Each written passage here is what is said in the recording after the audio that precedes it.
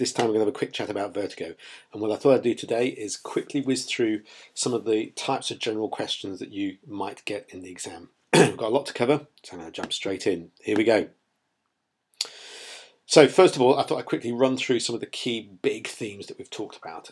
We've gone through these in class. You helped create a pack that was really great, had lots of really great research in it.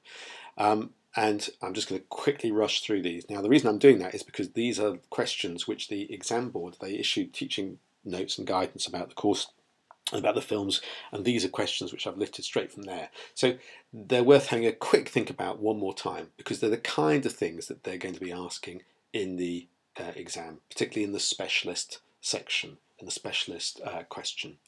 Okay, so about a film, the identification, the obsession, the misrecognition. You might argue that this film is not so much a film about gender, but actually about obsession, about Madeline's obsession with Carlotta, about Scotty's obsession with Madeline, maybe even about Midge's obsession with Scotty, and about the way in which all of these obsessions are manipulated by Gavin for his own agenda. The gendered look. So we talked, excuse me, we talked loads about Laura Mulvey and the idea of cinema being heterosexual or being framed for a heterosexual audience, spectator, and that we're being positioned as men looking at women. And there's that fantastic sequence that we looked together in class where Scotty starts to tail Madeline. Really brilliant. And that sequence where he pulls into the alleyway around the back of the florist, and she walks through the back entrance of the forest. Why she doesn't go through the front entrance? Well, she doesn't go through the front entrance because it allows Hitchcock to do this whole very clever shot where Hitchcock puts Scotty behind the back door, and he opens the back door just a crack so that he can peer through and see Madeline. And the first time we see this film, we think, aha, Laura Mulvey. This is a classic example of voyeurism, of the man watching the woman. And then Hitchcock gives this fantastic shot where we're looking through Scotty's eyes, and then we suddenly see the other side of the door. And on the other side of the door is a mirror. And on this mirror, we can see Madeline looking over her shoulder back at the door and seeing that gap where the door's partially open and Scotty's eyes are peering out. In other words, Madeline in that moment becomes the looker. She is the person who's looking rather than the receiver of the look. And that immediately throws these questions about the gendered look. Is this entirely a film about men looking at women?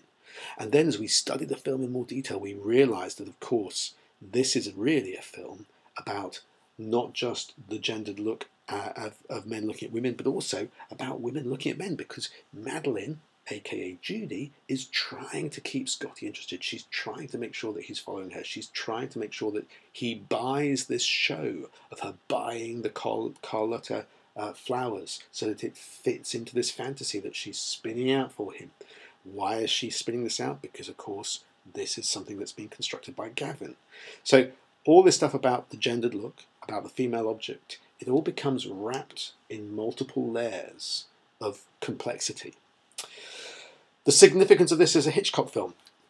Again, there's loads of stuff to do with auteur theory that we've spent time discussing, and that's worked really, really well for us. The ways in which this fits in, we've looked at bits of the 39 Steps, we've looked at bits of North by Northwest, we've looked at bits of Psycho, we've looked at bits of The Birds. So this whole thing of there being a Hitchcock film, a Hitchcock feel, a Hitchcock auteur signature, all those different elements. And to what extent does this fit in with that?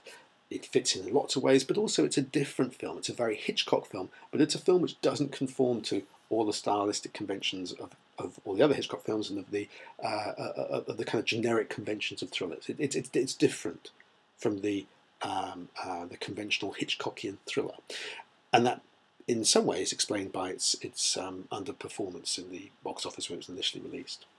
Recurring motifs, the possible symbolic patterning of the film. We talked about the narrative layers, the circling around bits of San Francisco, going back and forth around San Francisco, going back and forth, back to the Spanish mission, away from the Spanish mission, back to the Spanish mission again. The spiral, that question came up a few years ago. So the spiral in the opening credits, the spiral of looking down, the vertigo, the spiral of looking down at the body as it falls from the tower, the spiral of the hair, the spiral that's going on around Scotty as he's having his terrible dream, and the sense of falling into that open pit and the never-ending darkness. All those kind of elements. Interpreting the Madeline-Judy split. We've talked about this many times before, and at what point are we reading Madeline as a genuine character, and at what point does Madeline's performance reveal the true Judy beneath? So that bit where they go to the Spanish mission and they're surrounded by all this fake scenery that's recreating the Spanish mission as it used to be, with the fake wooden horse. And there's that sense of, well, Scotty can't see it, but the Madeline that he's looking at is fake. But underneath that, is there a real Judy who's genuinely beginning to feel for Scotty? Fascinating questions. The spectator relationship to Scotty, or with Scotty, as the film develops. Very important questions around how do we feel towards Scotty? Do we like Scotty? Do we reject Scotty? I was talking to somebody today who was saying how much, as she's re-watched the film, how much she actually feels for Scotty. And yet there are many people who, whilst we can see that Scotty is he's a victim, he can't help the fact he's got vertigo, he can't help the fact that Gavin manipulates him, he can't help the fact that he falls in love with a character who has been constructed specifically for him to fall in love with. At the same time, he reveals himself towards the end of the film as somebody who is manipulative, as somebody who is deeply misogynistic.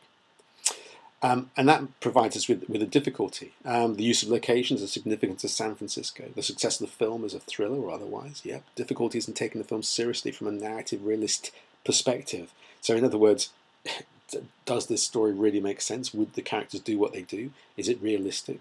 And you might argue that some, and I know some members of the group, when we first watched the film, had questions about, well, does this film make sense?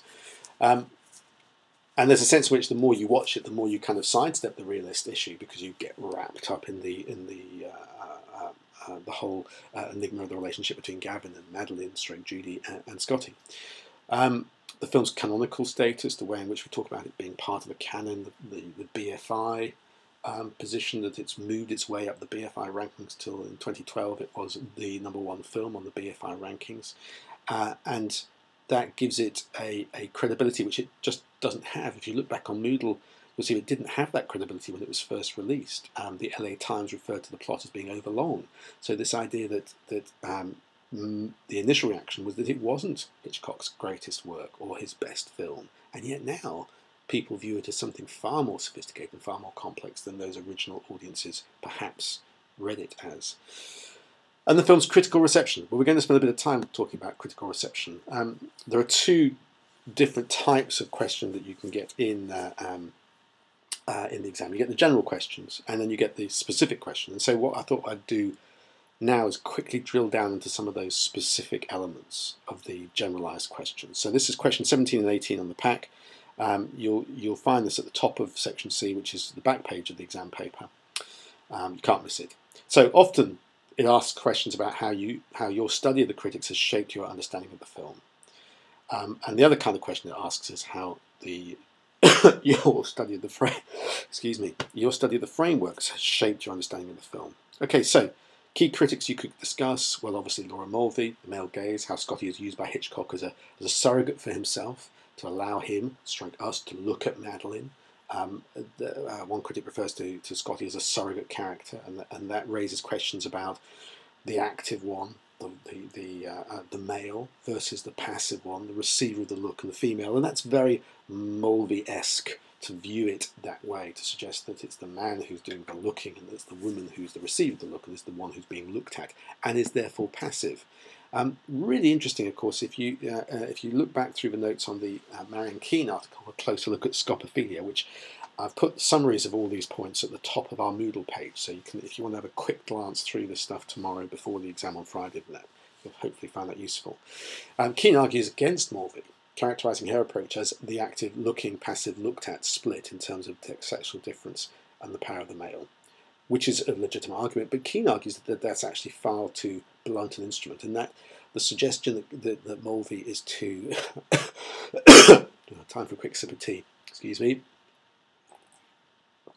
The idea that Mulvey is too blunt in her approach, or too simplistic in her approach, of course, is a point raised by E. Ann Kaplan in her article, Is the Gaze Male?, which we've discussed with reference to Clockwork Orange in the past. Anyway, so instead, Keane argues that the film presents displaced views of real human beings who are simultaneously active and passive. So you can see that very much with the character of Madeline Judy. She has different roles and different functions at different points in the film. So Judy's flashback begins with Novak looking into the camera. She acknowledges her identity as Madeline. And at that point, we no longer view her as a passive object, because we realise that this whole image of passivity that she presents in the role as Madeline is just that. It's a constructed image, which she has been actively creating in order to lure Scotty in to the plan that Gavin has laid out. So we no longer view her as a passive object, but the protagonist of the film, and we question our feelings about Scotty as he attempts to transform her into Madeline. And that's again touches on the things that we mentioned just a moment ago, this idea that Scotty, his role shifts over the course of the film, that he goes from being the victim into something that's darker, more sinister, and perhaps his character is therefore less pleasant to us.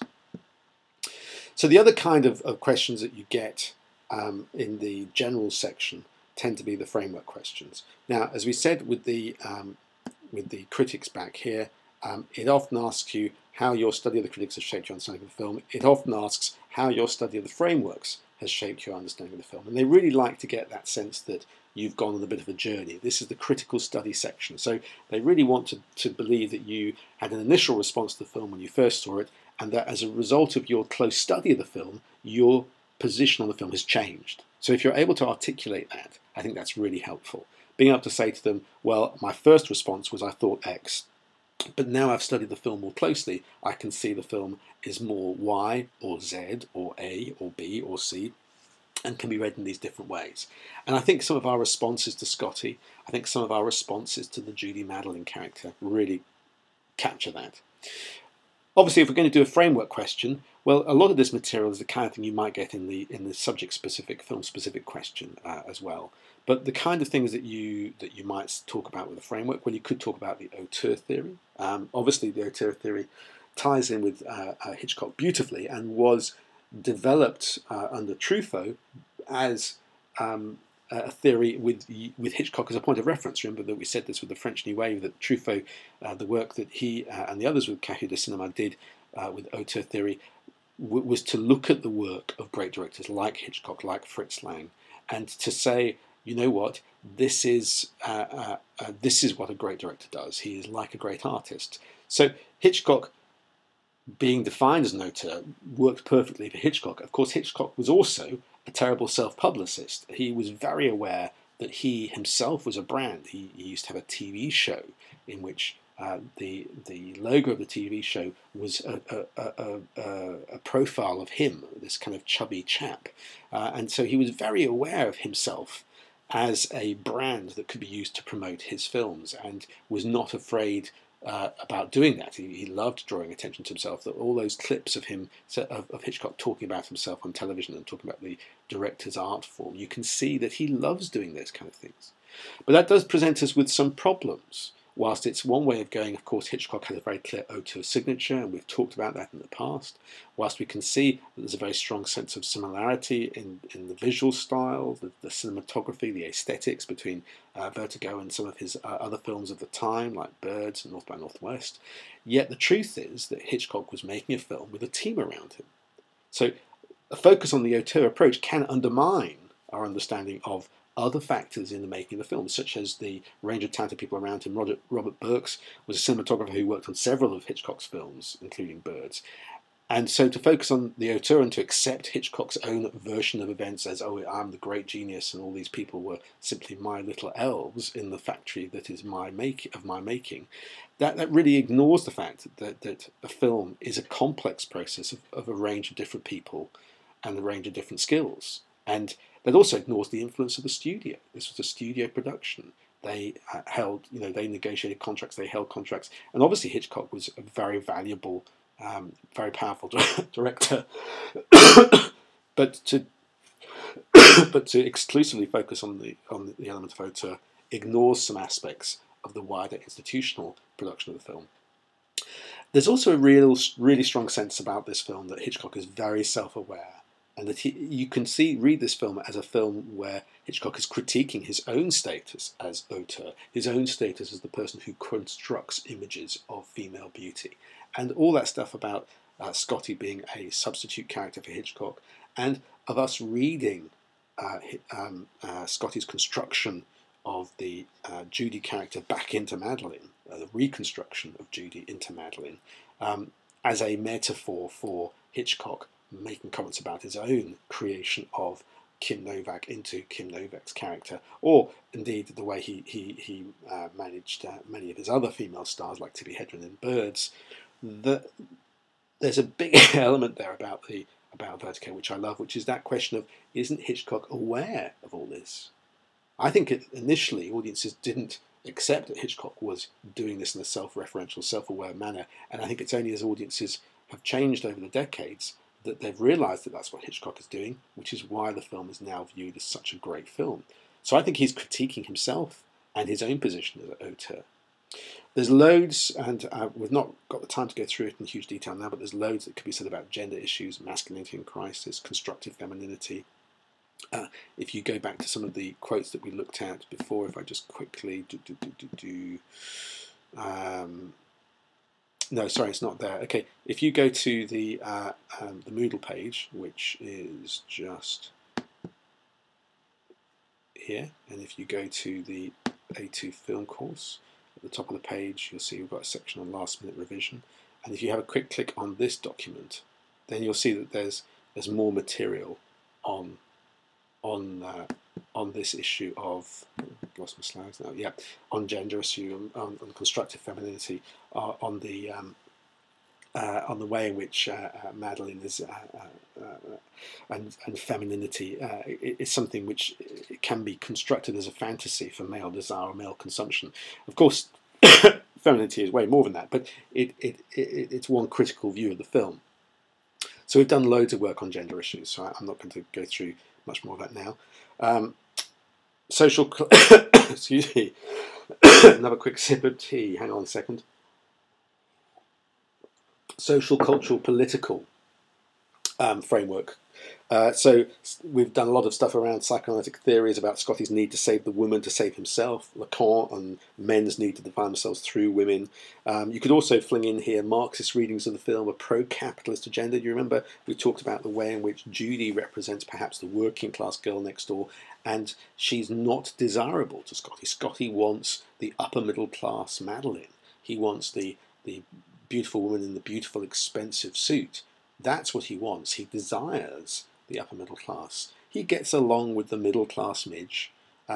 He can see in the working class Judy the potential for something special, but it's the upper class that he desires. It's the upper class that is the beautiful goddess, screen goddess, who's unattainable.